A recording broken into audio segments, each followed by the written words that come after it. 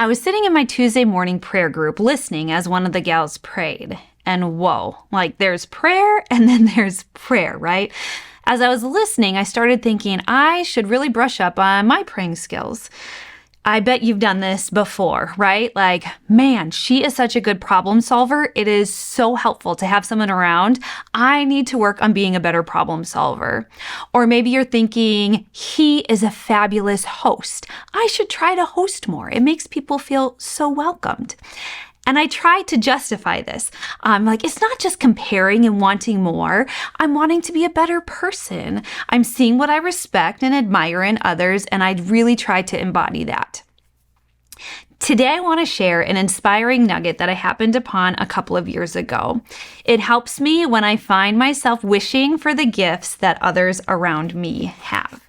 So the Connect group that I'm a part of was reading this fabulous book, Everybody Always by Bob Goff. And a few chapters in, he tells the story of the time that he tried out for the role of Peter Pan in his elementary school play. Let me read you a bit.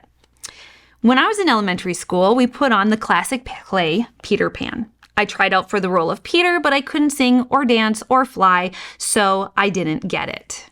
I did get a part, though. My official title was Tree Number 4. I had no lines. I didn't even get a name like Maple or Birch or Oak.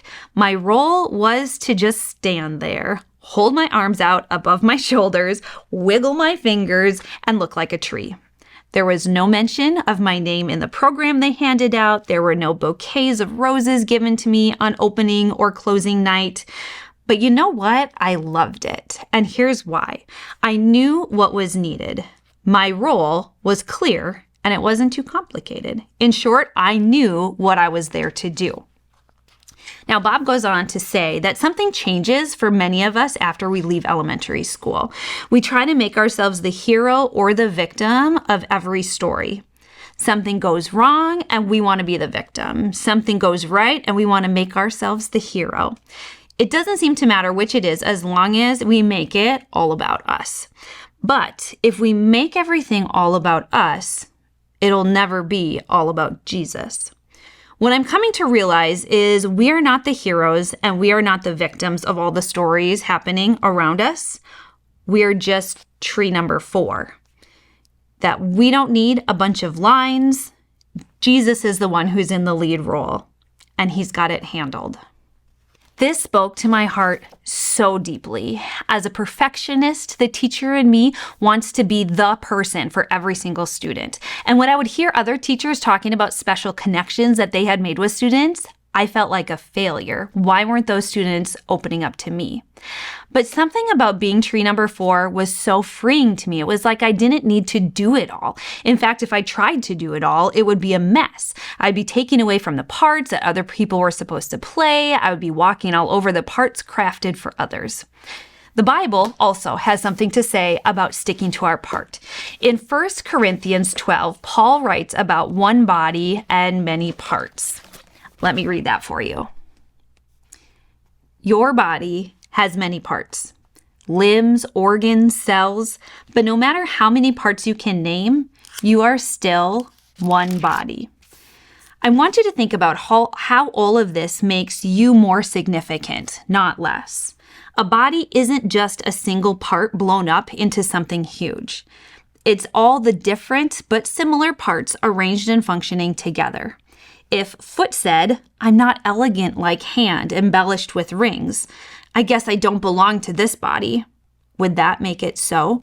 If ear said, I'm not beautiful like eye, I don't deserve a place on the head, would you want to remove it from the body?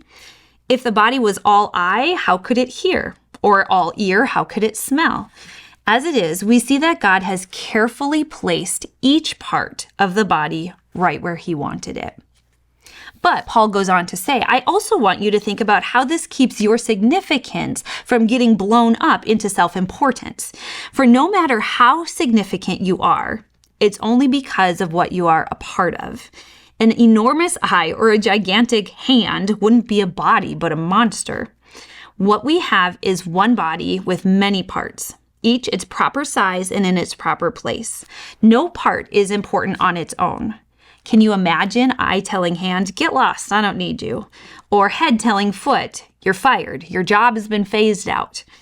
As a matter of fact, in practice, it works the other way. When it's a part of your body that you are concerned with, it makes no difference whether the part is visible or clothed, higher or lower. You give it dignity and honor just as it is without comparisons. If anything, you have more concern for the lower parts than the higher. If you had to choose, wouldn't you prefer good digestion to full-bodied hair? The way God designed our bodies is a model for understanding our lives together as a church. Every part dependent on every other part. The parts we mention and the parts that we don't. The parts we see and the parts that we don't. If one part hurts, every other part is involved in the hurting and in the healing. If one part flourishes, every other part enters into the exuberance. Thinking about being tree number 4 reminded me that I do not need to be like others. In fact, I shouldn't be. I need to be me. If I don't do what I was meant to do, then there's going to be a hole on stage.